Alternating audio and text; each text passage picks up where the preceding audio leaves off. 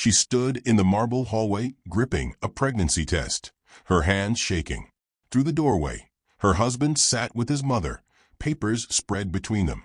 "I'm pregnant," she said. Troy didn't look up. His mother did. Constance Montgomery's face showed nothing but cold disgust. "How unfortunate," she said. "Troy is marrying Francesca next month. The invitations are already printed." Brielle's world stopped. "We're married." "You were a mistake," Troy interrupted, finally meeting her eyes. "Get out. My lawyer will contact you." 3 weeks later at a free clinic, she learned the truth. Not one baby. 3. She had nothing. No money. No job. No one. But what Troy didn't know was that the pregnant woman he'd thrown away would spend the next 10 years building something he could never destroy. And when her children accidentally walked into his anniversary party a decade later, his perfect life would explode in front of 300 witnesses. This is the story of a woman abandoned with nothing who built everything. And the man who left her discovered too late that his biggest mistake wasn't the abandonment. It was underestimating what a mother's love could create. What happened next changed everything. Hi, my wonderful friends. Welcome to Mr. William Chronicles, where powerful stories reveal life's deepest truths. Before we continue with Brielle's journey, I want you to help me prove something wrong. Some people claim that this channel won't grow, that people won't listen to these stories. But I believe these stories deserve to be heard. Help me show them that these tales matter. So, do me a favor. Hit that subscribe button right now and join this family of story lovers. It helps me keep bringing you these powerful stories. Drop a comment telling me where you're watching from and what time it is. You are the heartbeat of this channel, and knowing you're out there keeps these stories alive. Brielle stood in the marble hallway of the Montgomery estate, gripping a pregnancy test. Her hands wouldn't stop shaking. She'd practiced what to say 100 times that morning, but now the words felt stuck in her throat. Through the doorway, she could see her husband Troy sitting at the dining table with his mother, Constance. Papers covered the polished wood between them. They weren't looking at her. "I'm pregnant." Troy didn't even glance up. His mother did, though. Constance Montgomery wore pearls and a look that could freeze water. One perfectly shaped eyebrow lifted. "How unfortunate," Constance said. Her voice was cold enough to hurt. "Troy, darling, this changes nothing about the Hartwell merger. Francesca's father owns half the shipping industry. This," she waved one hand at Brielle like she was swatting a fly, "is just a complication." Brielle felt the floor tilt under her feet. They'd been married 18 months. She'd quit her job as a pastry chef to support his political career. She'd smiled through fundraisers where people treated her like furniture. She'd believed him every time he said he loved her. "Troy, we took vows." "Vows don't fund Senate campaigns," Constance cut in. She stood with the grace of someone who'd never heard the word no. "My son needs powerful connections, not romantic fantasies. You'll get an annulment. Sign the papers, leave quietly, and we'll give you a small settlement." "Small." Brielle's voice finally found strength. "I'm carrying your grandchild." Constance laughed. Actually laughed. It sounded like glass breaking. "That's what you claim. But even if it's true, do you honestly think the Montgomery name will be tied to some baker's daughter? Troy is marrying Francesca next month. The invitations are already ordered." Brielle turned to her husband, the man she'd fallen for at a charity gala 2 years ago. He'd seemed different then, charming, genuine, kind. She searched his face for any trace of that man now. "Get out," Troy said. His eyes were flat, empty. "My lawyer will contact you. If you try to interfere with Francesca, with my career, with anything, you'll be sorry." 3 weeks later, Brielle sat in a clinic that smelled like bleach and old magazines. The kind of place that didn't ask for insurance up front. A technician moved an ultrasound wand across her belly. "Mrs. Montgomery." "Just Brielle," she corrected. She'd already started the name change paperwork. Going back to Winters felt like reclaiming something stolen. "Brielle, then." The technician's eyes went wide. "You're not having one baby. You're having 3. The room spun. On the grainy monitor, 3 tiny heartbeats flickered. 3 impossible futures she'd have to build alone. She'd already moved into a studio apartment above a laundromat. Her designer clothes were gone, replaced with thrift store finds. She'd taken a night shift stocking shelves because they hired her the same day she applied. 3 babies. Rain pounded the windows as she walked out of that clinic. Water soaked through her thin jacket. But standing there on the sidewalk, watching cars splash through puddles, Brielle made herself a promise. These children would never feel unwanted. They would never know rejection. Whatever it cost her, sleep, money, pride, everything. She would love them enough to fill the space their father left empty. She didn't know it then, but that promise would carry her through years of exhaustion. Through nights when hunger kept her awake. Through moments when giving up seemed easier than taking another step. And 10 years later, it would carry her into a hotel ballroom where her past and present would collide in front of 300 witnesses. But first, she had to survive. The triplets came into the world on a February morning when snow buried the city. Brielle labored for 14 hours in the charity ward, gripping the hand of a nurse named Delphine, who stayed 3 hours past her shift. "Nobody should do this alone, honey," Delphine said, wiping Brielle's forehead with a cool cloth. At 6:47 a.m., Ivy arrived first, screaming loud enough to wake the entire floor. Jade followed 12 minutes later, quiet and observant even then. Cole came last, as if he'd been waiting to make sure his sisters were okay before joining them. Brielle held all 3 against her chest and cried, not from pain or fear, but from something fiercer. Love so overwhelming it felt like drowning and breathing at the same time. "You 3 are my whole world now," she whispered. "I promise I'll never let you down." Keeping that promise nearly killed her. The babies slept in dresser drawers lined with blankets because cribs cost money Brielle didn't have. She worked 4 jobs that first year, moving through the city like a ghost. Dawn found her scrubbing office floors. Mornings meant answering phones at a call center where her supervisor screamed if she took bathroom breaks. Afternoons, she restocked shelves at a discount store. And, at night, after the triplets finally slept, she baked. Her cramped kitchen became a factory. Birthday cakes for neighbors. Anniversary dinners for couples who couldn't afford restaurants. She worked until 2 a.m. most nights, catching 3 hours of sleep before starting again. The triplets wore second-hand clothes from yard sales. Brielle wore the same 3 outfits for 2 years straight. She shopped at food banks, stretched every dollar until screamed, and learned which grocery stores threw out slightly expired bread behind their buildings at closing time. There were nights when she fed the triplets her own portion. Nights when she went to bed with her stomach cramping from hunger, drinking water to fill the emptiness.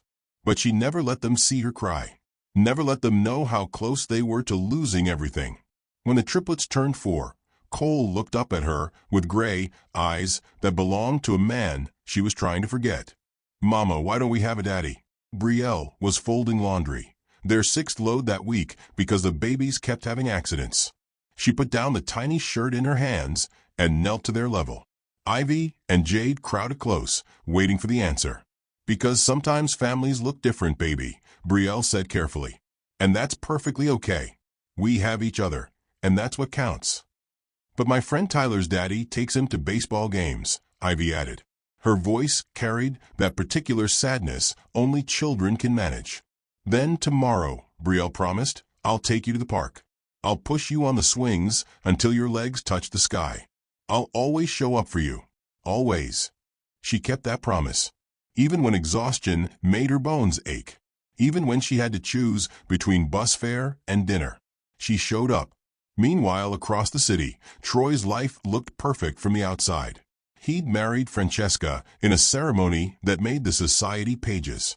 Constance had orchestrated every detail, securing her son's position among the city's elite. He won his Senate seat with his wife's family money backing every advertisement. But the marriage was hollow. Francesca spent most of her time in Paris, maintaining her own life. Troy buried himself in work, avoiding their empty penthouse. And Constance wore her son's success like armor at her social clubs, never mentioning the complication she'd helped erase. When the triplets turned 6, something shifted. Word started spreading about a single mother who created magic in her kitchen. A woman who could turn simple ingredients into celebrations. Small catering orders became bigger ones. Brielle saved every penny, every tip, every unexpected windfall.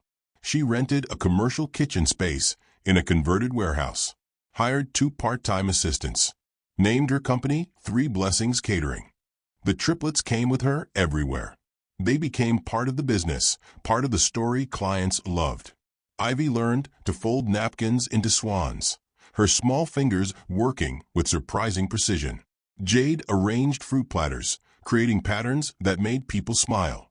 Cole appointed himself the official taste tester, his enthusiasm genuine enough to charm even the grumpiest customers. "Is this your crew?" clients would ask, watching the children work in matching aprons Brielle had sewn herself.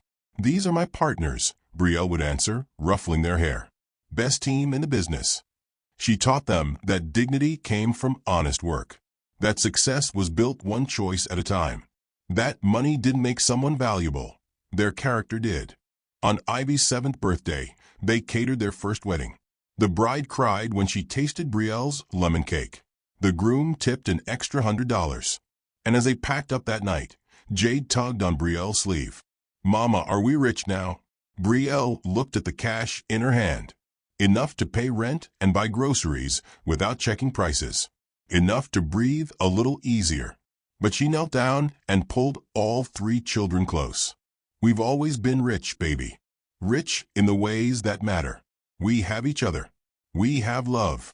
We have a warm place to sleep and food in our bellies. That's wealth most people spend their whole lives searching for." Cole wrinkled his nose. "But can we get new shoes? Mine have holes." Brielle laughed until tears ran down her face. "Yes, baby. We can get new shoes." The years blurred together after that. The business grew steadily. Brielle moved them into a real apartment with separate bedrooms. The triplets started school, bringing home drawings and report cards and friendships that filled their lives with noise and joy. By the time they turned 10, 3 Blessings Catering had a reputation. Brielle still worked brutal hours, but now she could afford to pay herself a salary. The triplets still helped, but now they had time for homework and soccer practice and being children. She'd built something from nothing, turned pain into purpose, survived the impossible, and created a life worth living. And then one Wednesday morning, her phone rang with an offer that would change everything. "Ms. Winters, this is Genevieve Park from Hartwell Events. We need a caterer for a last-minute anniversary celebration this Saturday. 300 guests at the Grandfield Hotel. Our regular vendor had a kitchen fire. The budget is $25,000. Can you handle it?" Brielle's heart hammered against her ribs. $25,000. 6 months of security. Maybe enough to finally lease a real restaurant space. "I can handle it," she said. She had no idea what she was walking into. Brielle hung up the phone and stared at the number she'd written down. $25,000. For one event. Her hand was shaking so badly the pen slipped from her fingers. "Mama, what's wrong?" Ivy looked up from her homework, concern crossing her face. "Nothing's wrong, sweetheart." Brielle pulled her daughter close. "Something very right just happened. We got the biggest job we've ever had." The next 3 days became a controlled storm of preparation. Brielle worked out every detail on paper first. Menu planning, ingredient lists, timing schedules. She called her suppliers, negotiated bulk pricing, and arranged for a rental van large enough to transport everything.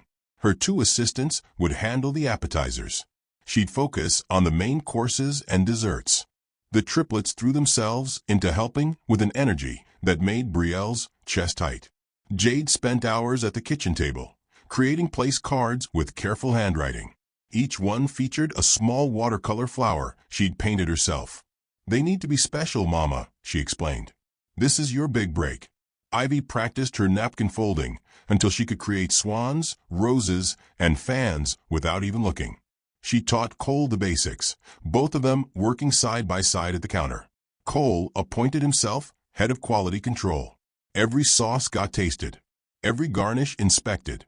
"This one needs more lemon," he'd announce with the seriousness of a 10-year-old taking his job very seriously. And this one is perfect. Friday afternoon, Brielle did a final inventory check. Everything was ready. Supplies packed. Van loaded.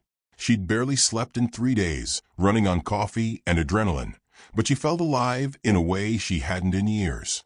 Then her phone rang. Brielle? It's Patty. Her regular babysitter sounded awful, her voice thick with congestion. I'm so sorry, but I've got the flu. Fever, chills, the whole thing. I can't watch the kids tomorrow. I don't want to get them sick. Brielle's stomach dropped. The event was tomorrow.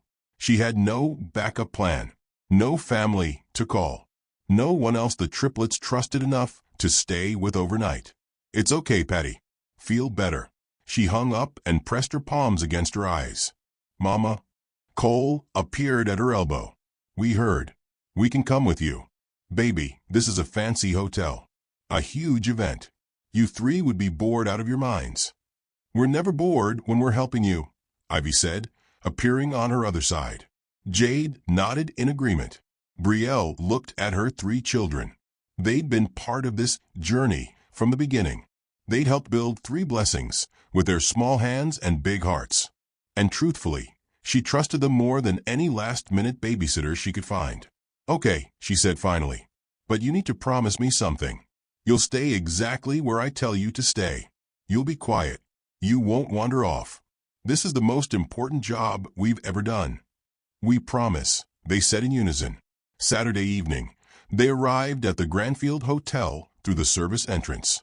The building rose above them, all glass and steel and money. Doormen in uniforms stood at the main entrance. Luxury cars lined the circular drive.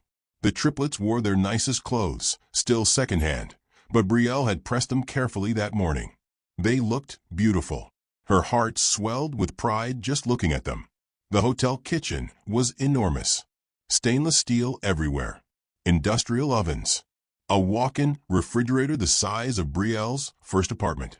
She'd worked in professional kitchens before, but nothing like this. A woman in a sharp suit rushed over. Thank God you're here. I'm Genevieve Park. We're running behind schedule already. We're ready, Brielle assured her, already mentally organizing her workspace. Excellent. The couple is in the ballroom taking photos now. Genevieve checked her tablet. Everything needs to be plated and ready by 7:30. Can you manage that? Absolutely. Genevieve started to walk away, then turned back. Oh, I should mention, it's their 10th anniversary. Troy and Francesca Montgomery. His mother Constance planned the entire thing. Very particular woman. Everything has to be flawless. The name hit Brielle like a physical blow. Montgomery. The room tilted. Sound became muffled, distant. Her vision narrowed to a pinpoint. Troy. Here. In this hotel. Celebrating 10 years with the woman he'd left her for. Ma'am? Are you all right? Genevieve's voice seemed to come from very far away. Brielle gripped the edge of the counter. Her knuckles went white. She couldn't breathe properly.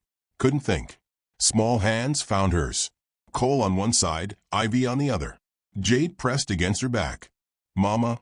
Cole's voice was scared now. What's wrong? She looked down at her children. Her 3 miracles. They were 10 years old. They'd never known their father's name. Never asked for more than she could give. Never complained about the struggle. And now, by some cruel twist of fate, she was here to serve the man who'd thrown them away before they were even born. She could run, grab her kids and leave.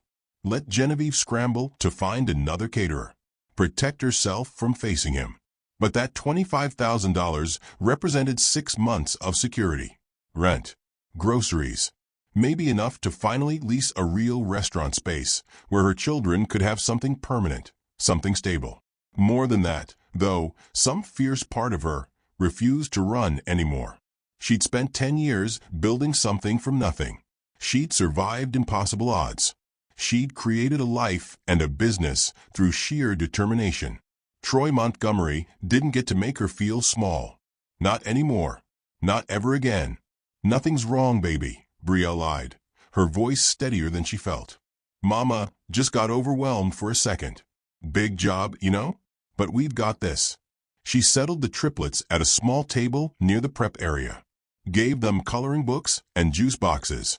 You three stay right here. Color quietly. Don't wander off. Mama needs to focus, okay? Okay, Mama, they chorused. Brielle tied on her apron. Washed her hands. Took a deep breath. Then she started cooking. Her hands shook as she plated the first appetizers. Through the kitchen service window, she caught glimpses of the ballroom. Crystal chandeliers. Designer gowns. Troy in an expensive suit, his arm around a thin woman who looked like she'd rather be anywhere else. Waiters carried trays back and forth. The party hummed with conversation and laughter. Brielle kept her head down, focused on the food. She was almost through the main course when Cole got curious. She saw him stand. Saw him look toward the service door that led to the ballroom. Cole, she called softly. Stay at the table, baby. But he was already walking toward the door, drawn by the music and lights like any 10-year-old would be. Cole, come back, Brielle said more urgently. He pushed through the door before she could reach him. And everything Brielle had built, the safety, the distance, the careful walls between her past and present, came crashing down. The ballroom went silent. Cole stood frozen in the doorway, a 10-year-old boy in a pressed second-hand shirt, staring at the man cutting anniversary cake. And Troy Montgomery stared back, the knife suspended in midair. For 5 seconds, nobody moved. Nobody breathed. Then Ivy's voice cut through the kitchen behind Brielle. Where did Cole go? He went through that door, Jade said. We should get him. No, wait, Brielle started. But they were already moving. Both girls pushed through the service entrance, looking for their brother. They stopped next to Cole, and all 3 children stood there in a line, facing 300 guests in designer clothes and diamond jewelry. The resemblance was impossible to miss. All 3 had Troy's gray eyes, his sharp cheekbones, the same slight cleft in their chins. Standing together like that, they looked like someone had copied and pasted his features onto 3 different faces. A woman at the nearest table gasped. Then another. Phones started appearing, cameras turning toward the children. Constance Montgomery rose from the head table, pearls gleaming under the chandelier light. Her face had gone pale. Troy, darling, who are these children? Troy's wife, Francesca, turned to look. Her champagne glass paused halfway to her lips. What's happening? Cole tilted his head, studying Troy with the innocent curiosity of a child who didn't understand what he'd just walked into. You look like us, he said clearly. His voice carried across the silent room. The ballroom erupted. Whispers became conversations. Conversations became exclamations. Phones lifted higher. Someone started recording video. Within seconds, this moment would be spreading across social media like wildfire. Brielle shoved through the service door, her chef's white stained with sauce, her hair falling out of its ponytail. She grabbed her children, pulling them close. I'm sorry, she said quietly, not looking at anyone. Come on, babies. We need to leave. But Francesca had already moved. She walked toward them, designer heels clicking on marble. Up close, she was stunning, tall, elegant, expensive. But her eyes were tired. The eyes of someone who'd learned to stop asking questions years ago. She stopped directly in front of Brielle. How old are they? Brielle's throat closed. 10. Francesca did the calculation instantly. Her jaw tightened. She turned to her husband, and when she spoke, her voice could have cut steel. We've been married 10 years, Troy. These children are what, 9, 10? Which means... Francesca, let me explain. Which means you were married to her when you proposed to me. It wasn't a question. Troy's silence was louder than any confession. The room had gone, so quiet you could hear the ice melting in glasses. 300 people leaned forward, captivated by the drama unfolding before them. This was better than any reality show. This was real. Constance tried to regain control. She stood with the authority of someone who'd spent 60 years getting her way. This is clearly a misunderstanding. These children could belong to anyone. Look at them, Francesca interrupted coldly. They obviously have his features, his eyes, his face. She turned back to Brielle. How much did he give you? For child support? Nothing. The word came out harder than Brielle intended. Not $1. Ever. Francesca's expression shifted. Something cracked in her polished exterior. You raised 3 children alone for 10 years while she looked at her husband with disgust. While he played senator and pretended to be someone honorable. It's more complicated than, Troy started. No, Francesca cut him off. It's actually very simple. You abandoned a pregnant woman. You lied to me about your past. You've been living a complete fraud. She yanked the diamond bracelet off her wrist, the anniversary gift Troy had presented earlier with a speech about eternal love. She pressed it into Brielle's hand. Sell this. It's worth at least $50,000. Consider it back payment for what you're owed. I can't accept, Brielle began. Take it, Francesca insisted. Her voice was firm but not unkind. Trust me, he owes you far more than a bracelet. She turned to Troy one final time. Call your attorney. File the papers. We're finished. She walked out of her own anniversary party without looking back. Her heels echoed through the silent ballroom. The main doors closed behind her with a definitive click. The room exploded. Guests pulled out phones, tweeting, posting, calling friends.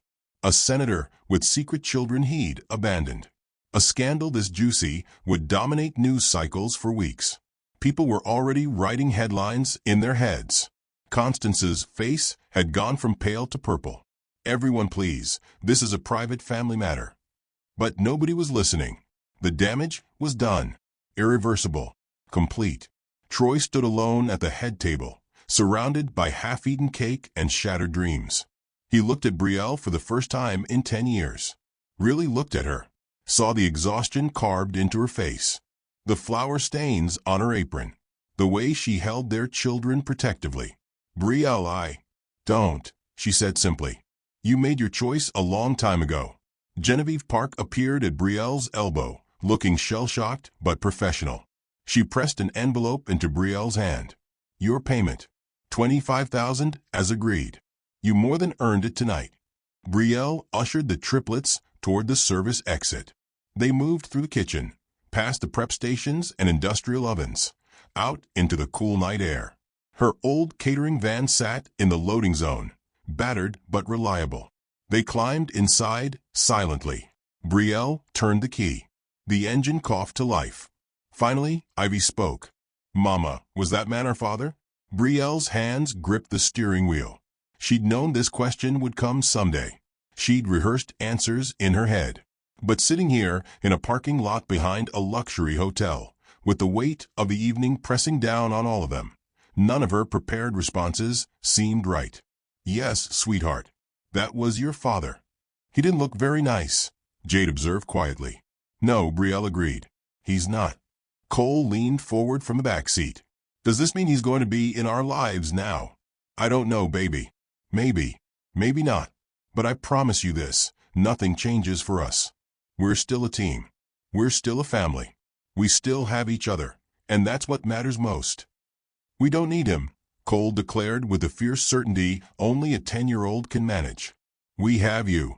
You've always been enough. Brielle's eyes burned with tears she refused to let fall. Not yet. Not here. She pulled out of the parking lot, merging into traffic, putting distance between her children and the chaos they'd left behind. As they drove through the city streets toward home, she glanced in the rearview mirror. All 3 children had fallen asleep, exhausted from the emotional whirlwind. They looked peaceful, safe, loved. And Brielle realized something important. She'd walked into that hotel terrified of facing her past. She'd nearly run, nearly let fear win. But she'd stayed. She'd done her job. And when the moment of truth came, she hadn't fallen apart. She'd stood tall, gathered her children, and walked out with her dignity intact. Troy Montgomery had taken so much from her 10 years ago. Her marriage, her security, her trust in people. But tonight, in that ballroom, she'd taken something back. Her power. But if you're still watching and feeling that fire building inside you right now, tap that like button. Brielle just reclaimed her strength, and her children saw their father's true colors. Show this story some love with a like, and common justice for Brielle, if you're rooting for her to win. Because what happens next will prove that karma doesn't forget, it just takes its time. By Monday morning, the video had gone viral. Someone at the anniversary party had captured the entire confrontation. Cole's innocent observation. The triplets standing in a line. Francesca's cold fury as she handed over her bracelet and walked out. All of it filmed from 3 different angles. Viewed 8 million times in 36 hours. The headlines wrote themselves. Senator Troy Montgomery's secret children exposed at anniversary party. Abandoned triplets crash father's celebration. Mother reveals decade of neglect. Political rising star's career implodes after shocking family scandal. News outlets picked up the story within hours. Local stations ran segments. National networks followed. Everyone wanted to interview Brielle, but she refused every request. She had no interest in becoming a spectacle. She just wanted to protect her children and move forward. But the court of public opinion needed no testimony from her.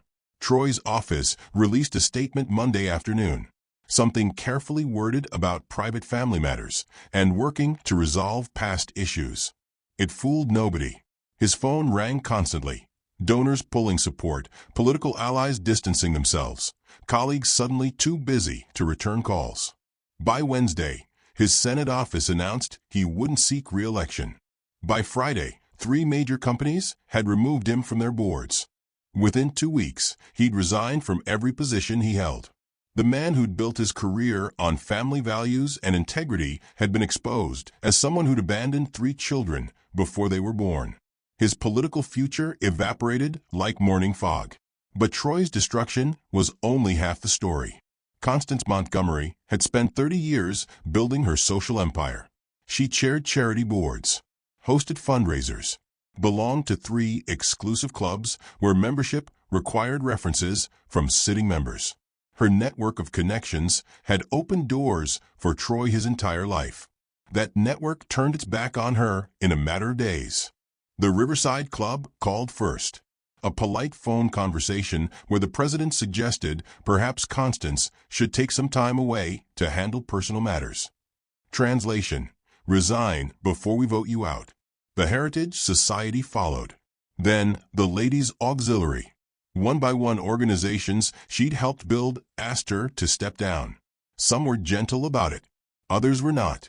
At the Harrington Gallery fundraiser the following Thursday, Constance walked into a room that had welcomed her for decades.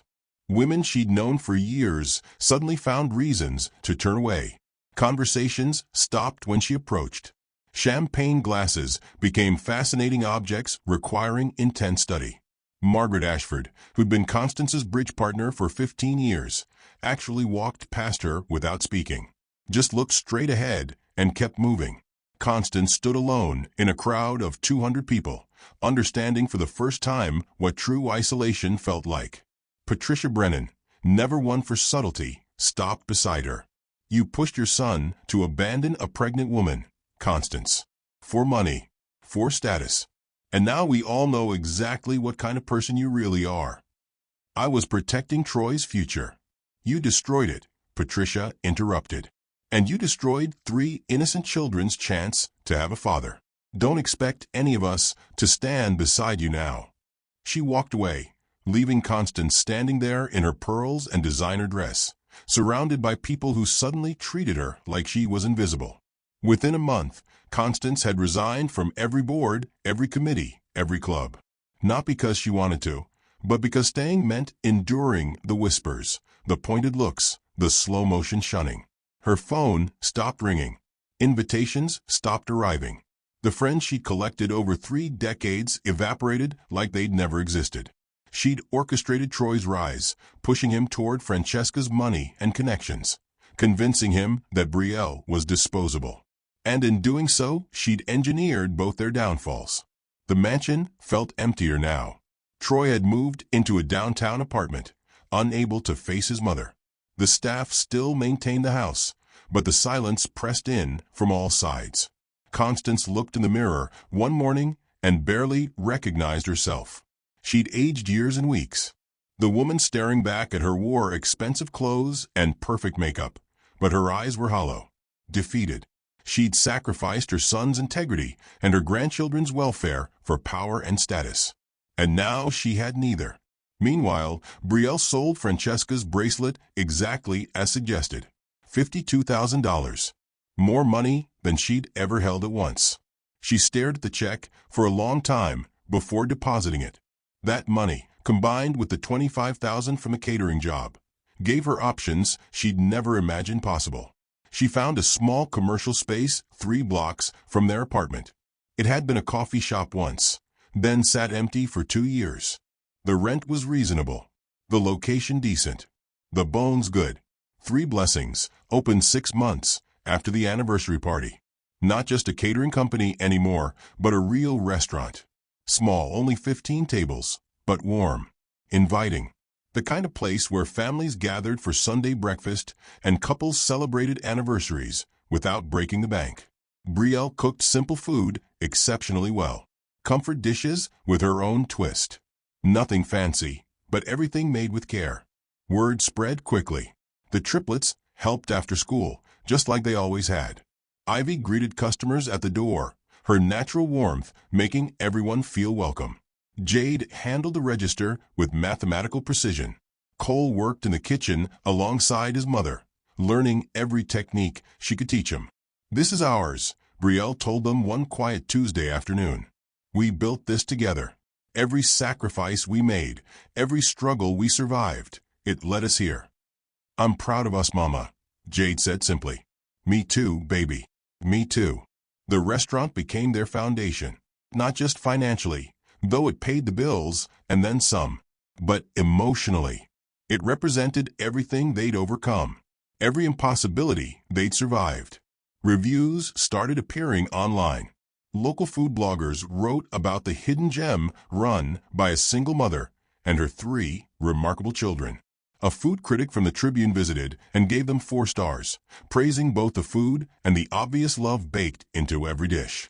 Business grew steadily. Brielle hired 2 servers, then a prep cook. She trained her staff the same way she'd raised her children, with patience, high standards, and genuine respect. 1 year after opening, she signed a lease on a second location across town. 2 years later, a third. By the time the triplets enter high school, 3 Blessings had become a local institution with 4 locations and a catering division that handled corporate events and weddings.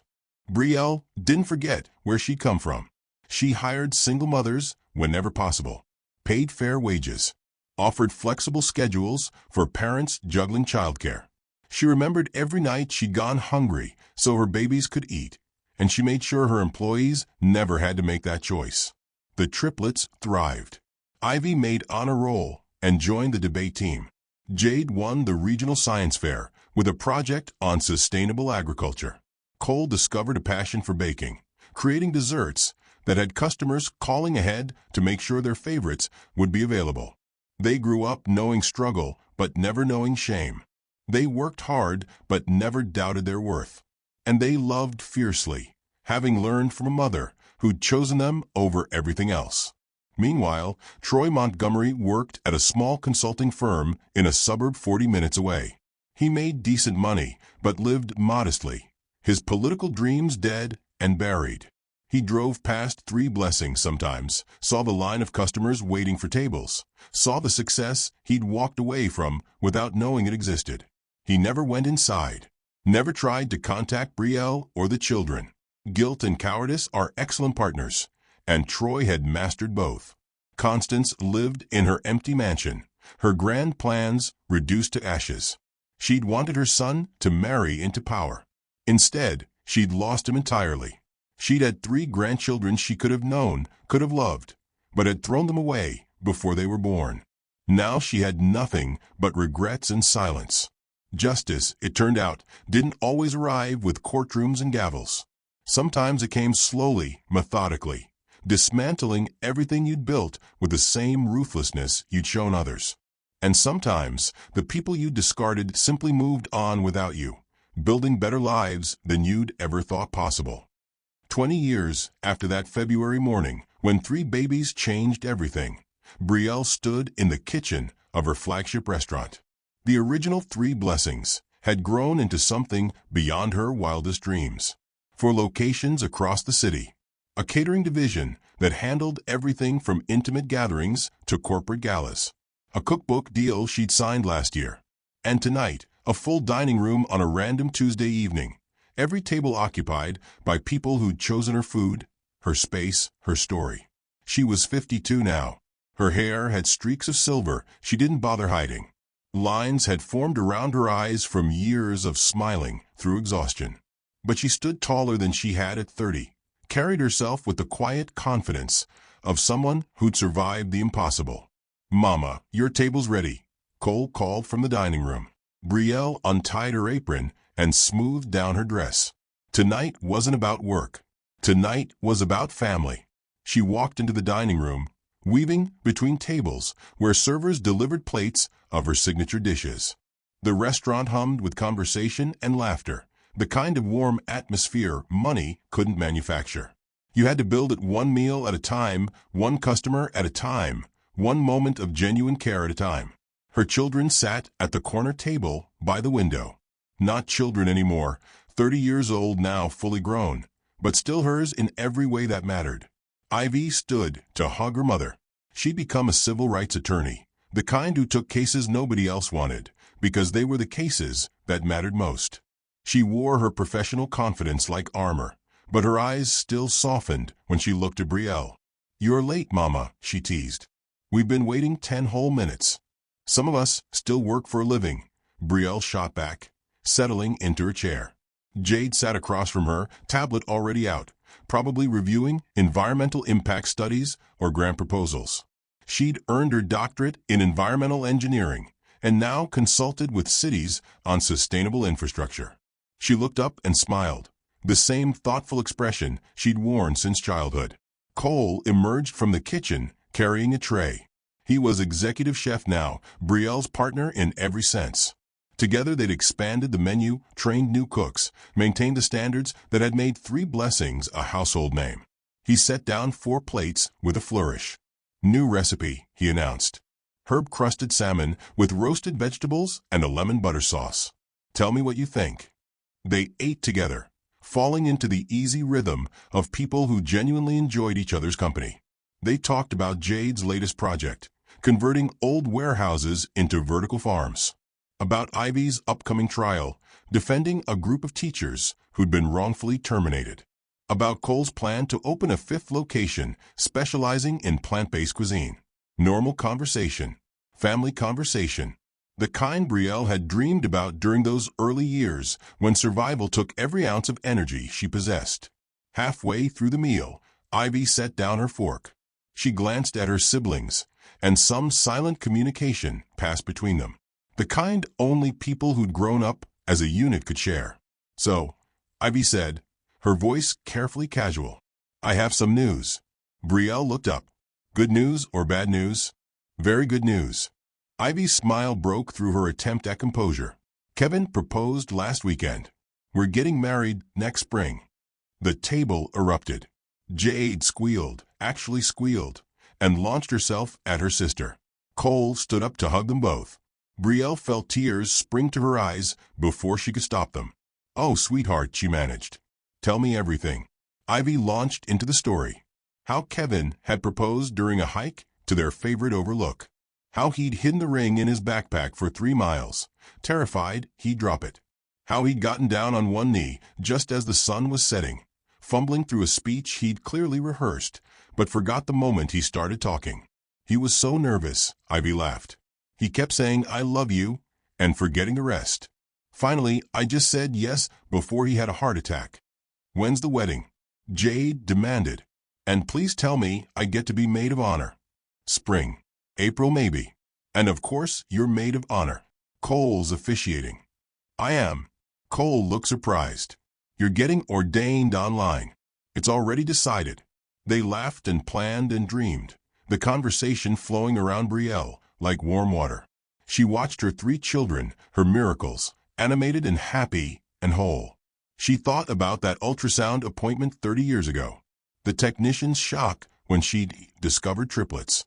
Brielle's terror walking out into the rain, wondering how she'd possibly survive. She thought about nights when hunger kept her awake, about working 4 jobs on 3 hours of sleep, about the studio apartment above the laundromat where they'd started this journey. She thought about standing in that hotel kitchen 10 years ago, deciding whether to run or stay, about her children accidentally walking into that ballroom, about the moment everything could have fallen apart but somehow didn't. "Mama, you're crying," Jade said softly. Brielle wiped her eyes, not embarrassed. "Happy tears, baby. Just happy tears." "You did this," Ivy said, reaching across to squeeze her mother's hand. "Everything we are, everything we've become, it started with you refusing to give up on us." "You 3 were never hard to love," Brielle said. "Even on the worst days, loving you was the easiest thing in the world." "Remember when we used to sleep in dresser drawers?" Cole asked. "Oh God," Jade groaned. "Do we have to?" "I'm just saying, we've come a long way from dresser drawer beds to environmental engineering doctorates and civil rights law." "And award-winning restaurants," Ivy added, gesturing around them. Brielle looked at the life they'd built. Not just the restaurant, though she was proud of that, but the real wealth, sitting right here at this table. 3 human beings who'd grown into extraordinary adults despite every obstacle thrown in their path. They'd never had wealth growing up, but they'd had love. They'd never had a father, but they'd had each other. They'd struggled, sacrificed, and survived together. And now, watching them plan a wedding, argue good-naturedly about venue choices, tease each other with the familiarity of people who'd been a team their whole lives, Brielle understood something profound.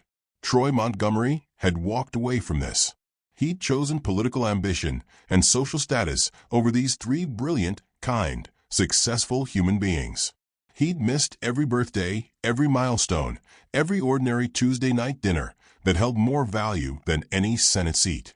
His loss, not theirs.